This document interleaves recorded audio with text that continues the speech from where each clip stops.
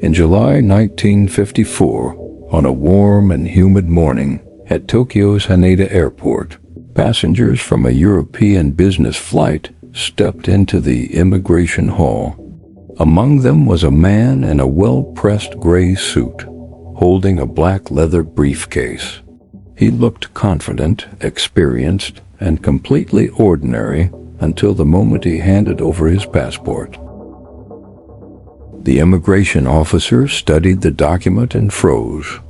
The passport was legitimate in every way. High-quality paper, detailed security markings, multiple arrival and departure stamps from numerous countries. But the issuing nation was one that did not exist on Earth, Taured. The officer politely asked the man to step aside for questioning. Calm and cooperative, the man explained that he was in Japan on business, as he had been many times before. He spoke Japanese fluently, claimed he worked for a major international company, and carried documents to support it. Contracts, letters, certificates, all stamped with the emblem of Taured. When questioned about the location of his homeland, he looked confused. "Taured," he said, pointing confidently at the region between France and Spain. But where he expected to see his country, the map showed only Andorra. The man seemed genuinely shocked. He insisted that Andorra did not exist in his world, and that Taured had occupied that land for more than 1,000 years. He presented maps from his briefcase, financial statements from Taured banks, and a driver's license printed in a language that resembled French and Catalan but matched no known linguistic system. The officers began to suspect forgery, but the level of detail was beyond anything they had ever seen. His passport contained entry stamps from Japan dating back 5 years. Airline officials confirmed that the man had flown dozens of times across Europe and Asia. Nothing about him felt false except his entire country. Unsure what to do, authorities escorted him to a secure hotel room in downtown Tokyo. 2 armed guards were stationed outside his door.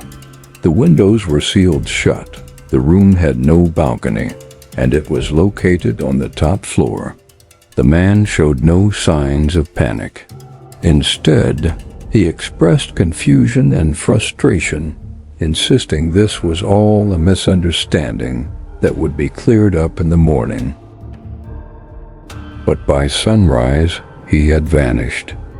The door was still locked from the outside. The guards claimed no one had entered or left. His clothes, suitcase, passport, ID cards, company papers, all gone. It was as if he had evaporated into thin air. Police searched the entire building from rooftop to basement. Every guest and staff member was questioned. Security entrances were monitored. No trace of the man was ever found.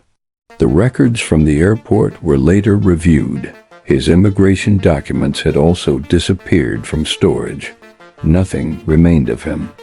Nothing except the story.